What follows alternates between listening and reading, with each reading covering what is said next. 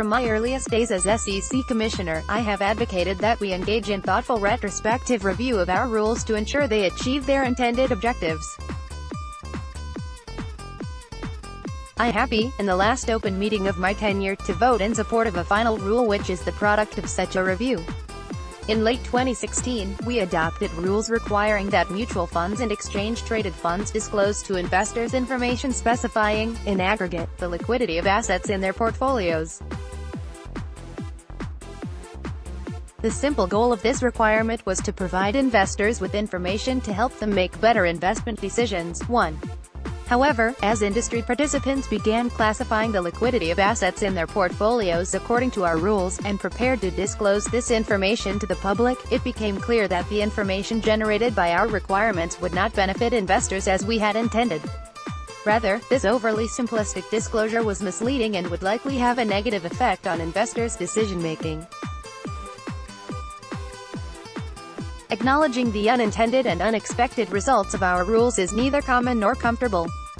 That is why I would like to thank the Director of the Division of Investment Management, Dahlia Blass, for being attuned to this feedback from industry participants, and for wasting no time in developing a recommendation for the Commission to correct course. Thank you also to the staff who worked so diligently to devise this rule proposal, consider comment or feedback, and present it to the Commission for adoption. As I mentioned when voting on this rule proposal a few months ago, I would have preferred for us to go further in revising the onerous requirements of Rule 22E-4(2). The one-size-fits-all methodology for classifying the liquidity of assets in a fund's portfolio has turned out to be more costly and complex than we anticipated. 3. And industry participants have found more effective ways to manage their liquidity risk. 4. My favorite approach would have been the one recommended by the U.S. Treasury in its detailed report on regulation of the asset management industry. 5. Namely, a revised rule that sets forth a principles-based framework for funds to manage their liquidity risk.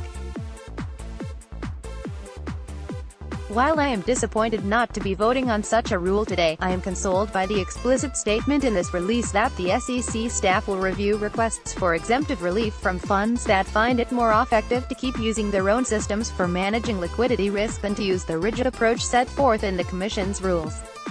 Hopefully, this commitment will help funds avoid the costly make-work that would be created if funds had to maintain two liquidity risk management systems side by side in an effort to both effectively manage their risk and check a regulatory box. 6. Thank you. I have no questions.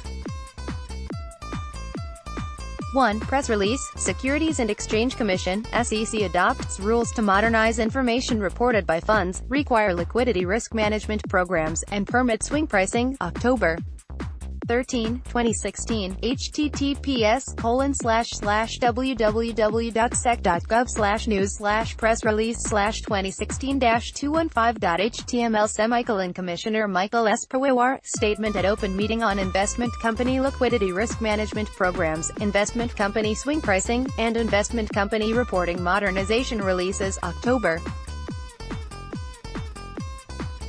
13, 2016, https://www.sec.gov/news/statement/pawar-statement-open-meeting-101316.html.